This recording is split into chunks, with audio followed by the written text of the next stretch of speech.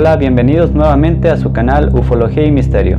En esta ocasión trataremos acerca de Paul Hellyer, un ex militar canadiense quien sirvió en la Segunda Guerra Mundial, fue ministro de Defensa, fue ministro de Transporte, escribió alrededor de 13 libros acerca de economía y política.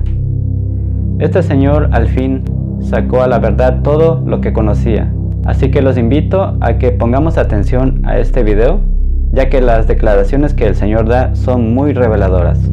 Corre video.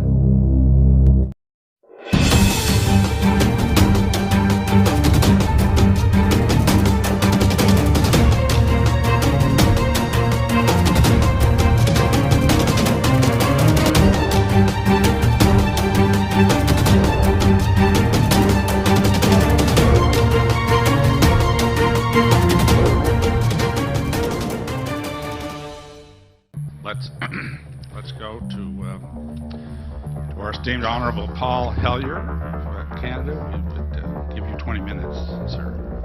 Thank you very much, Mr. Chair, and thank you for giving me this opportunity to speak. And thank you, Steve, for the invitation. My name, as I said, was Paul Hellyer. I'm a former Minister of National Defence for Canada. I served in 3 governments during a total of 23 and a half years as a Member of Parliament. Although as Minister of National Defence, I had sighting reports of UFOs. I was too busy to be concerned about them at the time because I was trying to unify the Army, Navy and Air Force into a single Canadian Defence Force. And that itself was a kind of battle to the finish. So this was not high on my agenda. But about 10 years ago, I started getting interested due to a young man from Ottawa sending me material on the subject. I told him I was too busy to read it, but he had confidence that someday I would. He sent me a copy of Colonel Corso's book, The Day After Roswell. It took me a while to get around to reading it, but I took it for my summer reading in 2005 and was really impressed with what was contained in it. And I said, UFOs are as real as the airplanes flying overhead. That gave me the dubious distinction of being the first person of cabinet rank in the G8 group of countries to say so unequivocally.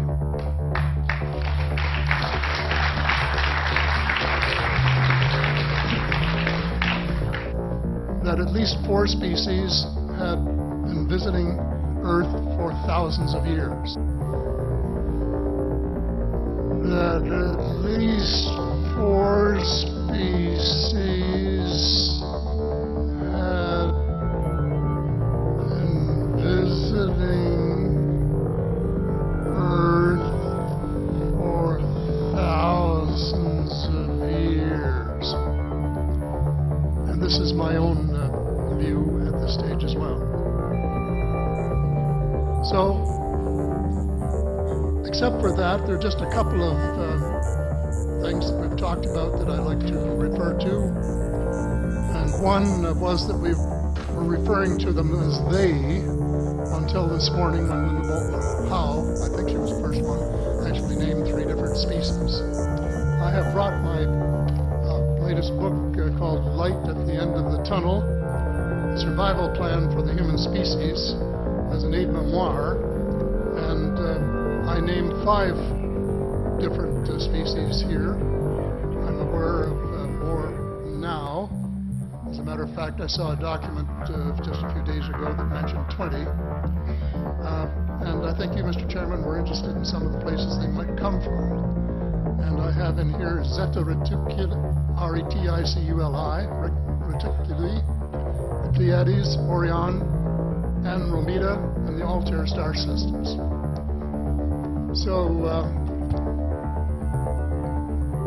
I don't think we can any more refer to them as they, because they're not an amorphous mass.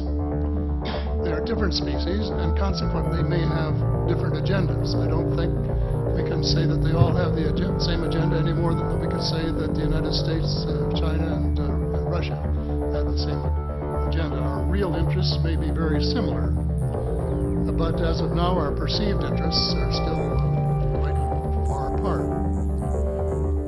One more observation before I begin what I want to say, and that is that we spent quite a bit of time talking about the 66-year-old cadavers, and I was glad to have Linda this morning finally say that there are live ETs on Earth at this present time, and at least two of them probably working with the United States government. But just as children survive the idea of the Tooth Fairy and Santa Claus when they become adult, I think that tax-paying citizens are quite capable of accepting the new and broader reality that we live in a cosmos teeming with life of various sorts.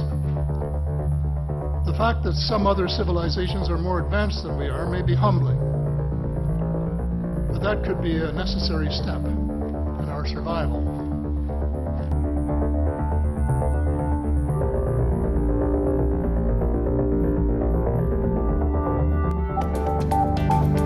Hello and welcome to Sophie & Co. I'm Sophie Shepard-Natze. Paul Hellyer served as the Canadian Minister of Defense in the 1960s, shaping the country's armed forces for years to come.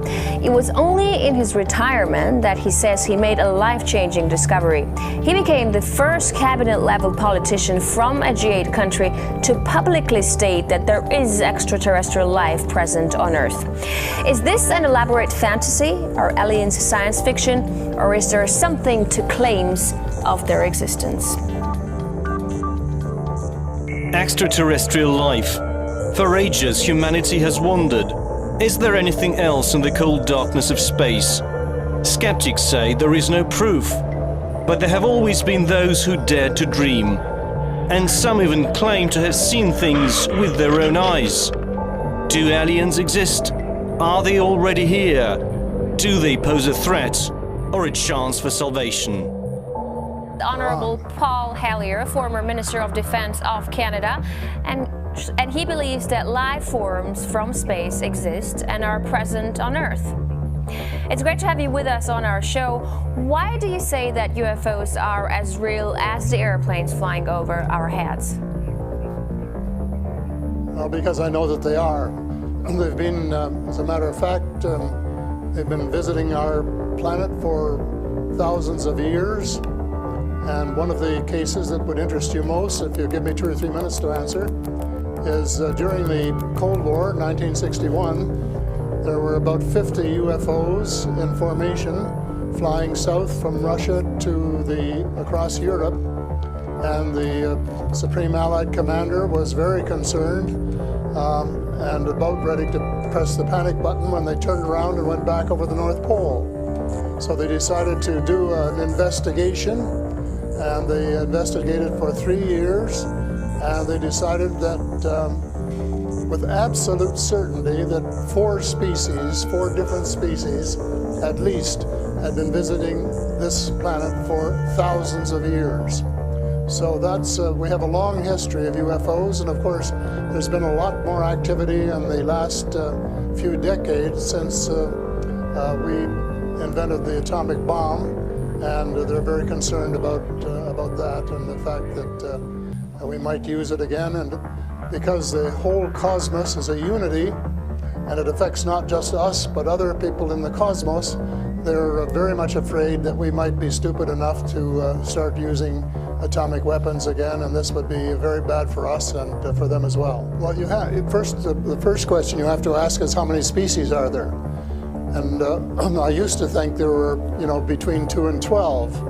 And Apollo astronaut Edgar Mitchell, who came to Toronto a few years ago and had dinner with us, agreed that it was somewhere between 2 and 12. But the latest reports that I've been getting from various sources are that there are about 80 different species. And some of them look just like us, and they could walk down the street and you wouldn't know if you ran, walked past one. And they're what we call the Nordic blondes, and also the tall whites, who were actually working with the United States Air Force in Nevada. they're able to get away with that. They had a couple of their ladies dressed as nuns went into Las Vegas to shop, and they weren't detected. And I have a friend who saw one of the men walking along the street, and somebody who would recognize that they were different, and he did. So there are those kind, and then there are the short grays, as they're called, and they're the ones that you see in most of the cartoons. They're have very slim arms and legs, and they're very short, just a little over 5 feet, and they have a great big torso and a great big head and great big brown eyes. But they're different species, so you have to know that they're different species, and it's and know that they're all different. So if you saw the short gray. If you saw the short grays, you'd certainly know that there was something up that you'd never seen before. But if you saw one of the Nordic blondes, well, you'd probably say, "Oh, I wonder if she's from Denmark or somewhere," And during that period of time, they could have taken us over without any trouble if they'd wanted to. So I think we have to, rather than develop our own Star Wars, Earth Star Wars, to protect ourselves against them, that we should work with the benign species, who are the vast majority, and work together and rely largely on them, of course, and cooperate so that we would be contributing something at the same time. But I don't think there's any point in us developing a galactic force that would tempt us to go out on our own and get into mischief, which is one of the things I think some of them are concerned. Como podrán haberse dado cuenta, este personaje tan importante para Norteamérica ha declarado que seres extraterrestres viven en nuestro planeta. Asegura que poseen una inteligencia superior y que desde hace mucho tiempo nos han estado supervisando en nuestro desarrollo tecnológico. Bien, ahora vámonos al video OVNI del día de hoy. Chihuahua, norte de México. Recientemente fue captado este gran objeto sobre las montañas de aquel estado y que habría descendido a tierra. Los testigos están tomando estas imágenes desde una camioneta gracias a que traían consigo un telescopio muy pequeño y con ayuda del celular poder grabar aún más de cerca ese extraño objeto, el cual, como ustedes podrán ver, se asemeja a una típica nave extraterrestre.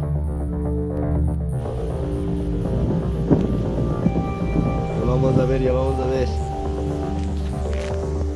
Hagámosle con el celu, hagámosle con el celu. A ver, téngale ahí. ¿Dónde está?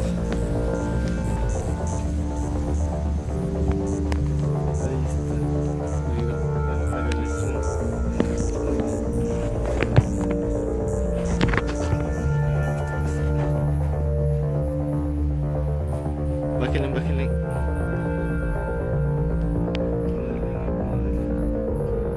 Ahí, muévele. ¿Dónde está? Ahí. Dígale así.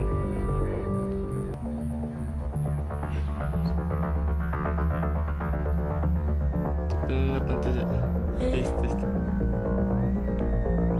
Vamos, Carmen.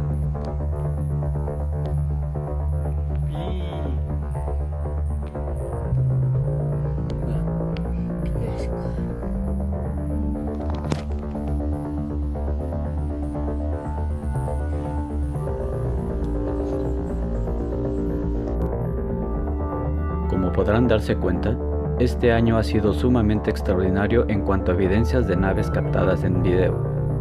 Y hay que tomar en cuenta que hoy en día son muchas las personas que cuentan ya con cámaras en sus teléfonos celulares, ayudando así a la difusión en redes sociales acerca de lo que los medios de comunicación no quieren dar a conocer abiertamente. Es impresionante la claridad de este video, inclusive se puede notar que el objeto metálico refleja la luz del sol.